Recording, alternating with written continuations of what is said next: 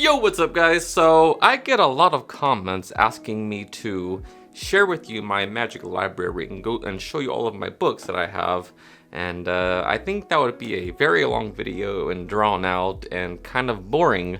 And I don't really know how I would approach that. So instead, what I think I'm going to do is show you my books, but a little at a time.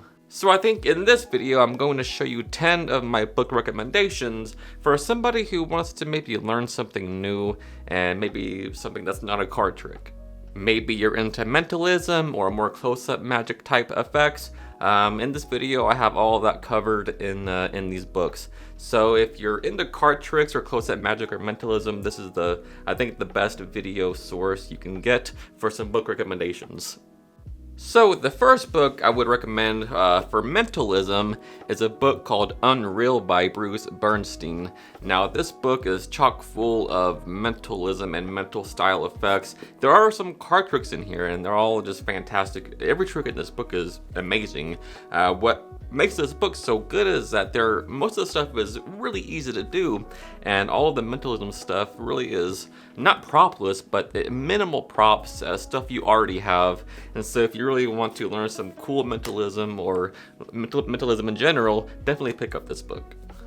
Alright, so this next book is all card magic, and it's by one of the most prolific magic creators in card magic ever. His name is J.K. Hartman, and he has a lot of books, a lot of really big books like Cardcraft, very expensive, it's hard to find, but he has smaller books, one of them being Card Dodgery. Now this book has some of the most original and thought-provoking and just outside of the box thinking behind card magic that I've ever read, and they're all fairly easy to do. There's not a lot of complicated sleights, and what I like about J.K. Hartman's books is that he breaks his chapters up into sort of categories. So you got mental effects, maybe spelling effects, impromptu effects, setup effects, and he breaks those down into chapters. What I also like about his books is that he has sleights described in context. He has a sleight index. So if you're looking for a specific sleight, you can go to this book and see exactly which page a particular sleight is on. And if you're going to get Card Dodgery, you might as well pick up Card Devilry as well by J.K. Hartman. Both fantastic, and highly recommend anything by J.K. Hartman. So a little mystery behind J.K. Hartman. Who is he? Nobody really knows. There's no pictures of him, there's no videos of him performing anywhere in existence. And sometimes I wonder if it's sort of the same thing behind the S.W. Erdnase mystery. Who knows?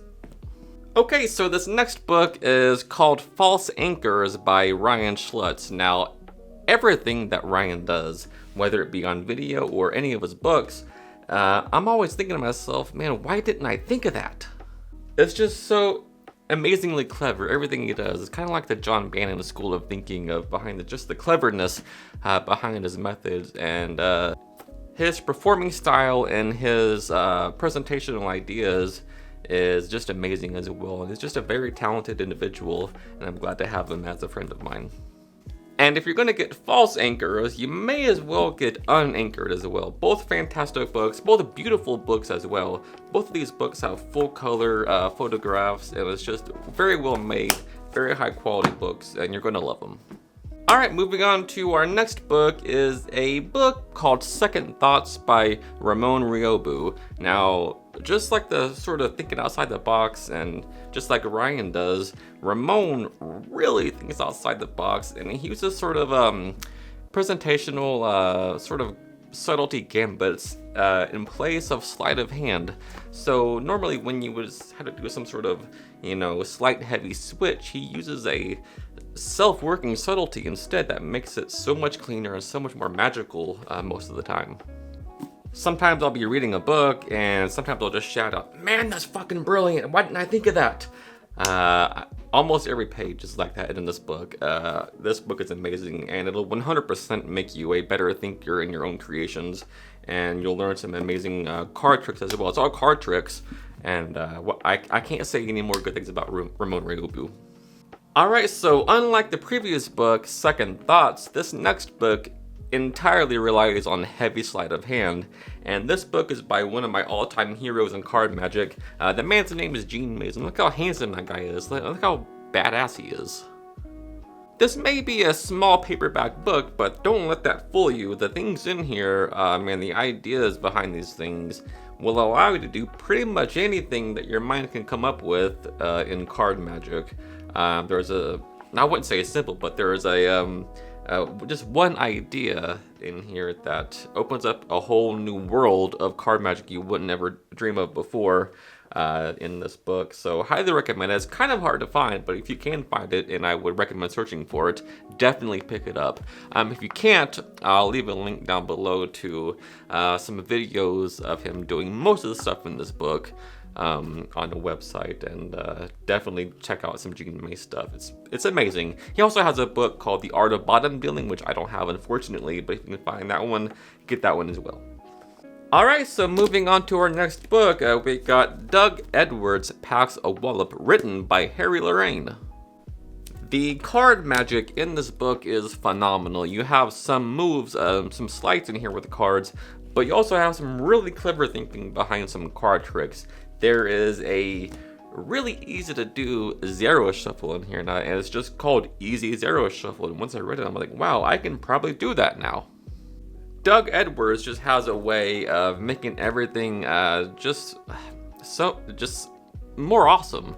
He has some really nice thinking on the invisible deck and a really nice routine using the invisible deck that we all have to a new level. So if you already have the invisible deck, you'll definitely love the thinking behind that. And it's really good book. Definitely pick it up. Okay, so this next book, also by Harry Lorraine, is his own book, Close-Up Card Magic by Harry Lorraine. Now, man, this book is probably in my top 3 favorite books of all time. I can't say any more good things about Harry Lorraine and all of his material, but if you're going to get one book by Harry Lorraine, get Close-Up Card Magic. You can find these pretty easily. It's not hard to find, and they're not very expensive either, although it does seem like they may be hard to find, but they're really not. Highly recommend getting this book. If you'd only get one book on card magic, this is the one to get.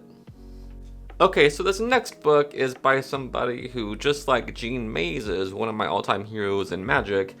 This guy is also up there for me in my heroes in Magic. His name, of course, is Max Maven, and this book in particular is called Prism. Now, what Prism is, it's a mentalism-based book, of course, because it's Max Maven, but it's a collection of all of his color series. So you've got the Blue Book of Mentalism. They're really small booklets collected into this one volume, and they're comprised of just amazing material. There's a bunch of card magic, a bunch of simple to do, yet just astonishing and mind-blowing mentalism that's going to just captivate any audience. And it's just a treat to read anything by Max Maven. And when you read anything by Max Maven, everybody will agree with me when I say this, that it feels like, I mean, you can hear Max's voice in your own head when you read through this stuff. It's just a pleasure to read, and definitely one of my favorite books. And if you're going to get any book on mentalism, I recommend this one probably.